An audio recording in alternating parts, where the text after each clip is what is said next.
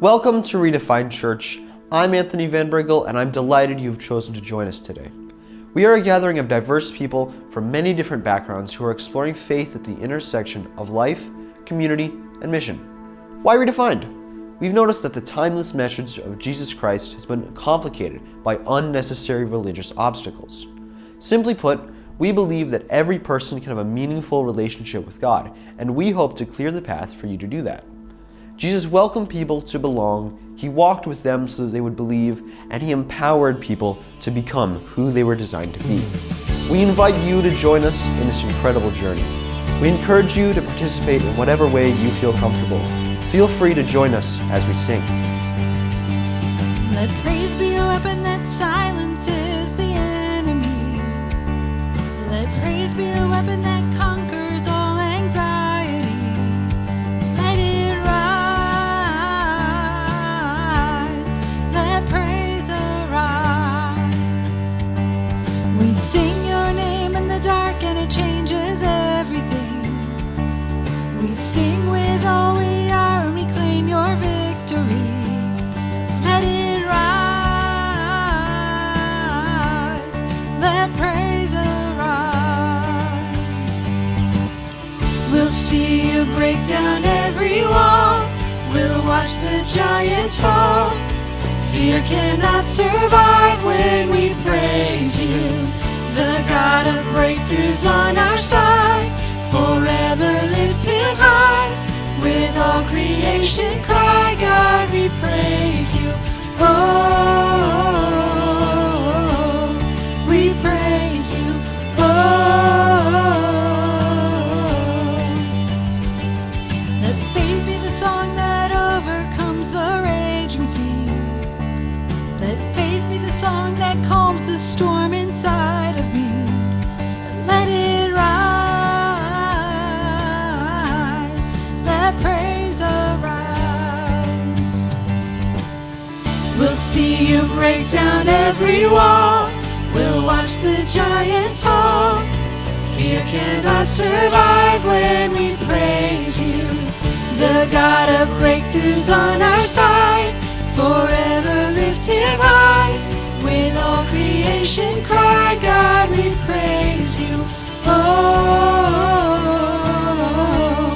we praise you. Oh,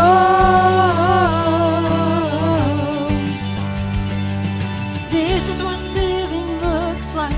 This is what freedom feels like. This is what heaven sounds like.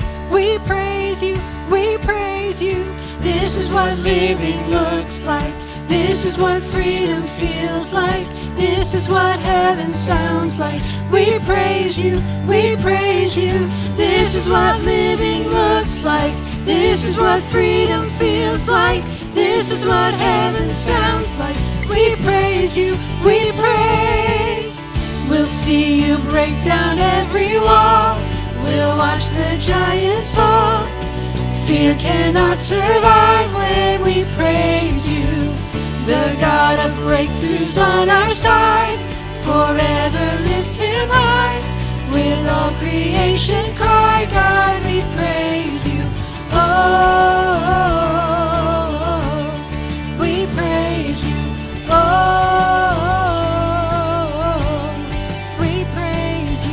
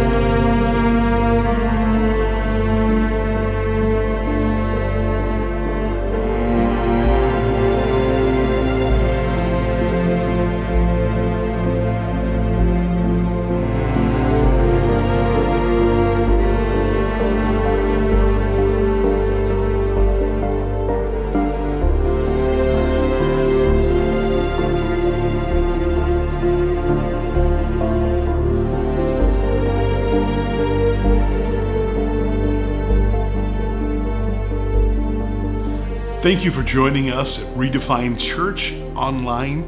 We're thankful for you and for you taking the time to be with us. We're starting a brand new series throughout the month of October called Unmasking Fear. And as I remember as a child, I had a paper route and I was young, probably about 12 years old. And if you can close your eyes with me for a moment and just envision 4:30 in the morning, very dark, and walking down a single street that had houses on one side and on the other side a wooded area with an industrial area behind it and just very distant streetlights. And there was one house that was further out than all the others.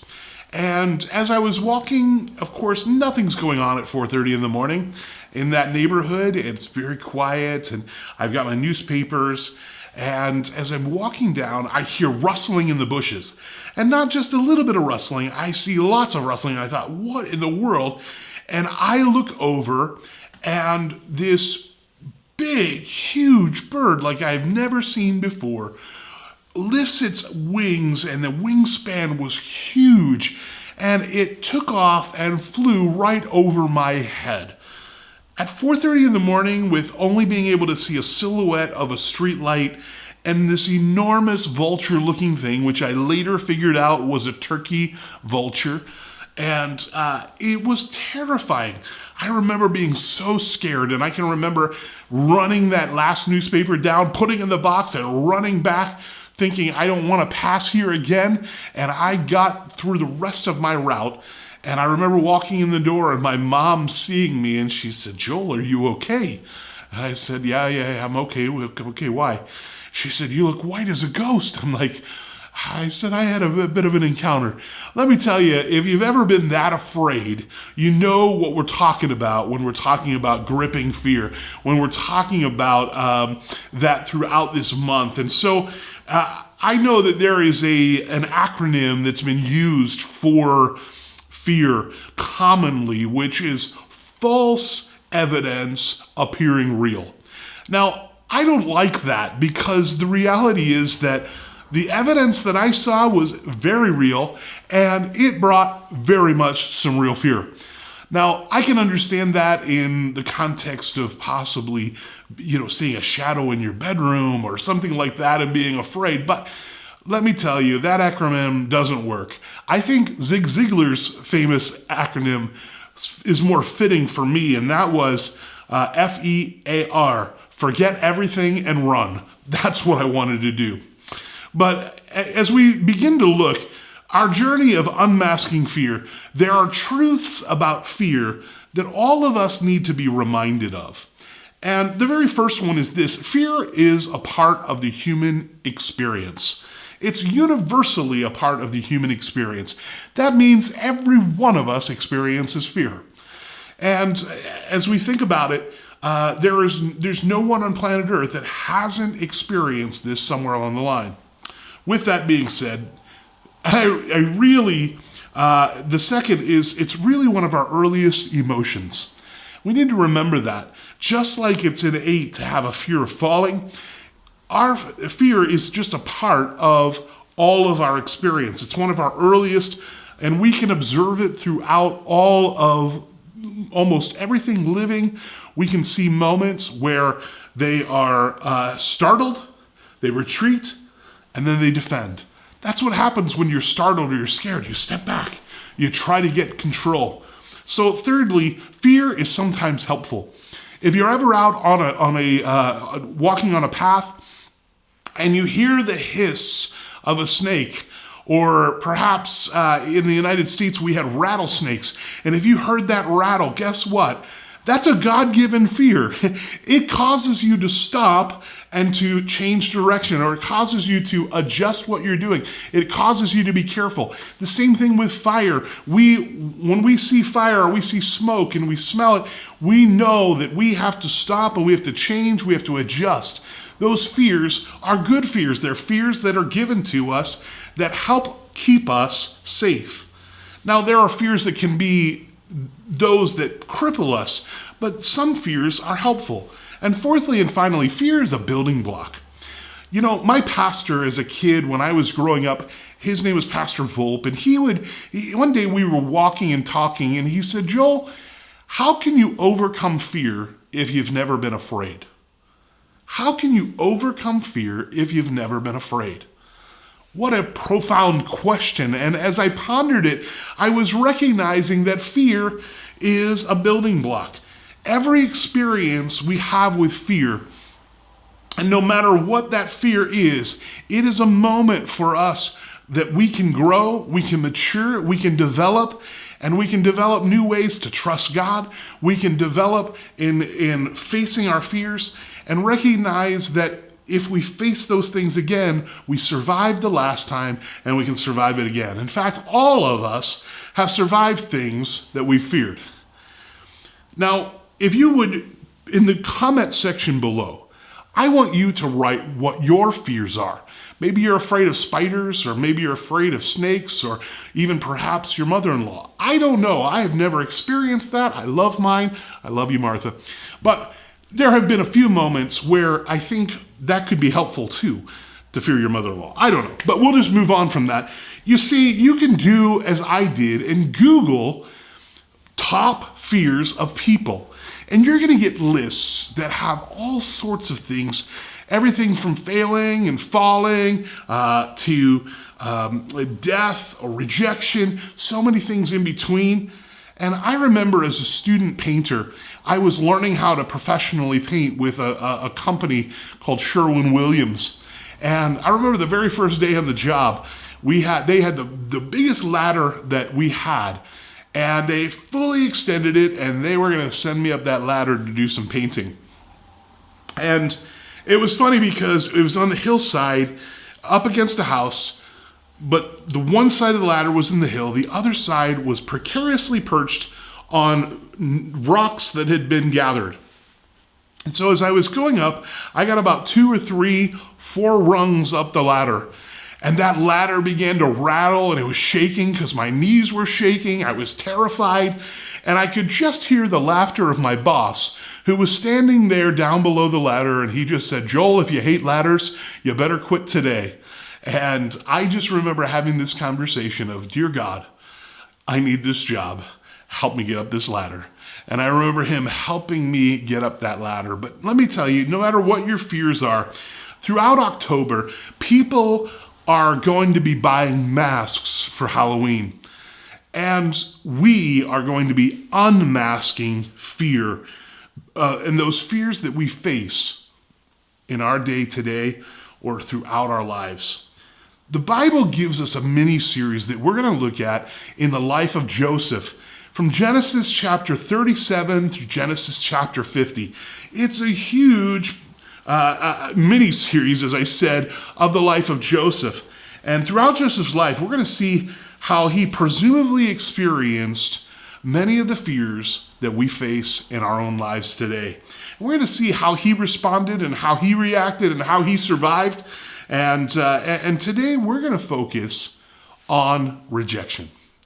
The fear of rejection, and it's often associated with a secondary fear, which is the fear of loneliness. Those go hand in hand. But Joseph was an interesting character. And to give you a little bit of a background, we want to know that Joseph was the great-grandson of Abraham.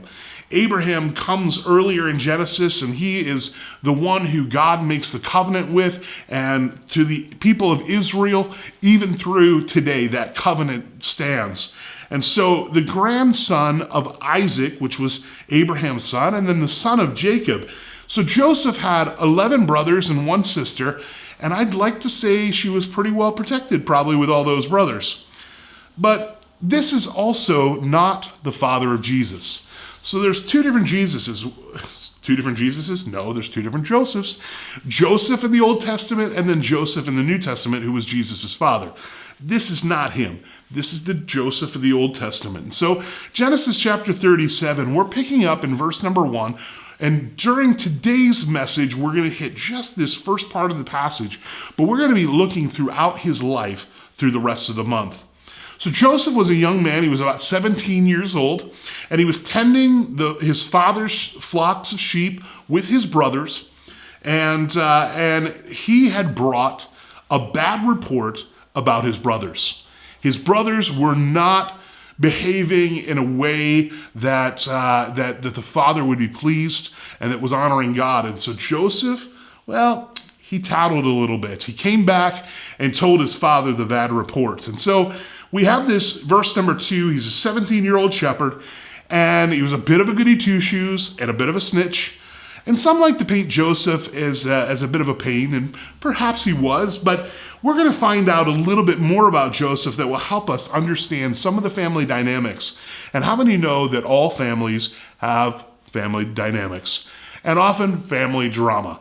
But Joseph was a young man, and he had faced rejection of his brothers. And why did his brothers reject him? Well, in verse number 3, we learn that Joseph was his father's favorite of the sons. And in fact, to really show that favoritism and that love, his father had a beautiful, multicolored, expensive garment that was made specifically just for Joseph, that he would wear it and it would be shown as favor. And so with that, verse number 4, when his brothers saw that their father loved him more than any of them, they hated him and could not speak a kind word to him. Talk about setting him up for failure. What a difficult thing. Just as a side note, favoritism is destructive. When you have that unequal love and favor shown, it's destructive among families. But in verses 5 through 7, we see in the files of how to win friends and influence others, this may not have been Joseph's best moment. And so we are gathering, Joseph saying that there's a dream that has taken place. And Joseph says, I've got a dream, and brothers, I want you to hear what this dream's about. And so Joseph tells his brother about this dream, that while they were gathering wheat, that the wheat that Joseph was gathering all of a sudden stood straight up and stood tall. And that all of the brothers' wheat came and gathered around that wheat and began to bow to that wheat. Whew. You know, if God gives you a dream, we can learn from Joseph to know when to say something and who to say it to. Because this did not go well. In verse number 8, his brother said to him, do you intend to reign over us? Will you actually rule us? And they hated him all the more because of his dream and what he had said.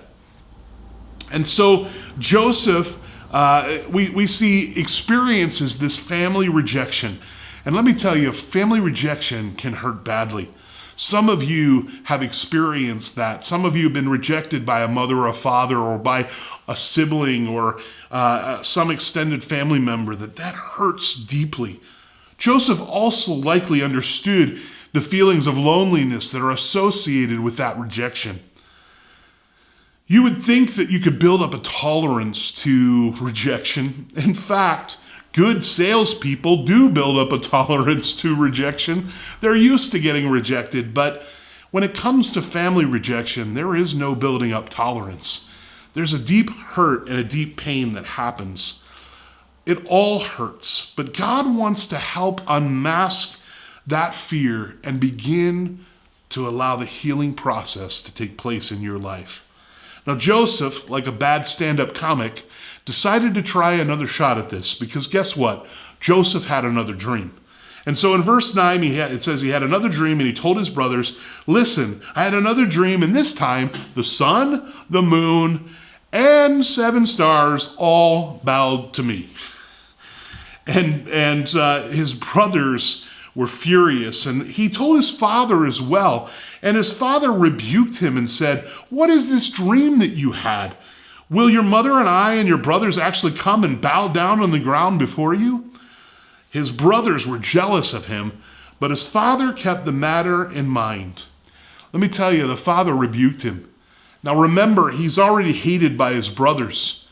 To be rebuked by your father, who you were the favored one, you were the loved one, must have hurt deeply. The rejection must have been difficult, and it must have been many questions that went through his mind and even fear of what the future would hold. How would this dream come about? How would all these things fit together? But over the coming weeks, as we look at this, we're going to see how the fear in many different forms will impact the life of Joseph. Now, when I was a child, I really enjoyed Choose Your Own Adventure book series. And it's a series where you could read through a section of the book and then you get choices and you'd flip through and there were different outcomes based on your decisions. And the story always took on different forms because you could choose different things every time you came to certain sections in the book, which would shuffle you around. Well, let me tell you, there's going to feel kind of similar in Joseph's life because Joseph had an opportunity to choose his own adventure. And when I say that, he's going to have numerous episodes and numerous fears that he's going to face, and he's going to have a choice. He's going to have a choice of whether he's going to allow it to ruin his life or whether he's going to be paralyzed by it, or whether he's going to face that fear, whether he's going to unmask that fear, and whether he's going to be able to come out on the other side victorious. Now, we all have the same choice. When we face fears, we can either be paralyzed by them, or we can either be paralyzed by them and held back by those, or we can allow those fears to be unmasked and be able to move forward. But there are a couple things that fear wants in your life. And as we consider those, and as we look at this story unfold, first, fear longs for you to feel that you're all alone. Remember that we've all experienced fear. This is why God put us together. But fear also longs for you to believe that God doesn't care. And nothing could be further from the truth. How do I know? Well, He's allowed us to be together. He's connected us. And I know that I have personally experienced, and I know that there are other people that are around us that have experienced moments of terror, of tremendous fear, where we invited God into that moment, and He gave us a flood of peace. He gave me a flood of peace to get through those circumstances. So what can we do in this week as we prep for this series that's ahead? First and foremost, reject fear's narrative. Fear's narrative is that you are all alone and that God doesn't care. Reject that narrative. Embrace God's truth, which is that you are not alone and God cares deeply for you. Now you may be saying to yourself, I feel all alone. I can tell you, friends, you don't have to stay in that place. Secondly, if you're gripped with fear and the mask of fear seems to be swirling in your face and you don't know what to do, I want to encourage you to pray. It's just talking to God. And I want you to trust God with those things that have been controlling your life. Surrender to Him. Call, email, text, message, skywrite it if you need to, but let's connect. Let's connect with a friend who will pray with you, who will walk with you, who will be with you. That's what we're here for. Nothing unmasks fear faster than turning to God and connecting with a friend who will pray with you and will walk with you. I want you to know this today, that you have not been rejected by God. Let me say that again. You have not been rejected by God. And you will not be rejected by Redefined Church. We will walk together and we will unmask fear and we'll live freely. Will you trust Him today? Will you walk together with us in this journey of unmasking fear? God, I pray right now for those who are gripped with fear, Lord, those who have experienced hurt and pain from past rejection, those who are anxious and who are unable to move forward because of the potential of rejection down the road. Lord, I pray that you would bring healing, that you would remind them that you have not rejected them, and that, Lord, you have given them church family to come alongside of them and to love them and walk with them through this process. God, I pray that no one will continue to walk in fear, but Lord, that you will help them be set free today. In Jesus' name I pray. Amen.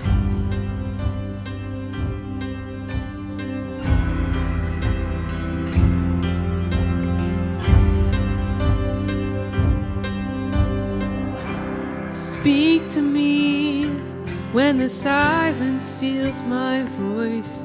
You understand me. You understand me. Come to me in the valley of unknowns. You understand me. You understand me. You understand me, God. You understand me. So I throw all my cares before you. My doubts and fears don't scare you. You're bigger than I thought you were. You're bigger than I thought. So I stop all negotiations with the God of all creation. You're bigger than I thought you were. You're bigger than I thought you were.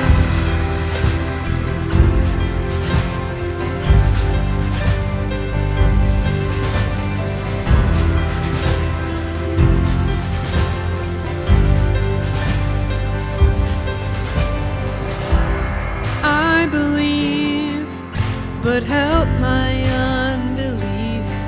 You understand me. You understand me. Help me reach the faith that's underneath. You understand me. You understand me. You understand me, God. You understand me. So I throw all my cares before you. My doubts and fears don't scare you. You're bigger than I thought you were. You're bigger than I thought. So I stop all negotiation with the God of all creation. You're bigger than I thought you were. You're bigger than I thought you were.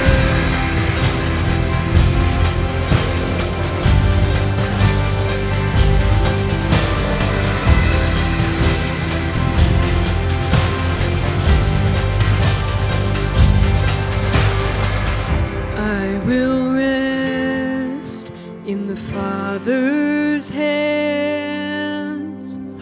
Leave the rest in the Father's hands. I will rest in the Father's hands. Leave the rest in the Father's hands. I will rest in the Father's hands. Leave the rest in the Father's hands. So I throw all my cares before you. My doubts and fears don't scare you. You're bigger than I thought you were. You're bigger than I thought.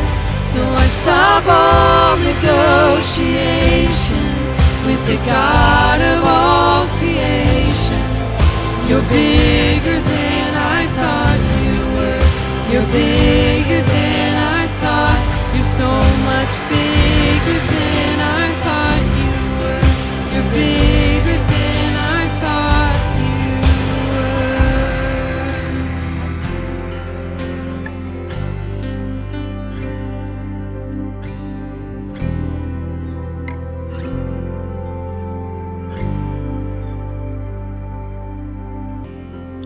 Thank you so much for joining us here at Redefined Church. If you have any questions or want prayer, we encourage you to send us a private message. We would be happy to connect with you and to pray with you to help you in your faith journey. Make sure this week to get a hold of the Redefining Moments. You can find those on our website and on our Facebook page. It's a daily prayer and Bible reading guide designed to help you grow and in your walk with Jesus Christ. Make sure that you check out our website so that you can see everything that's happening and to be part of that here at Redefined Church. May God bless you, and we hope that you have an incredible week.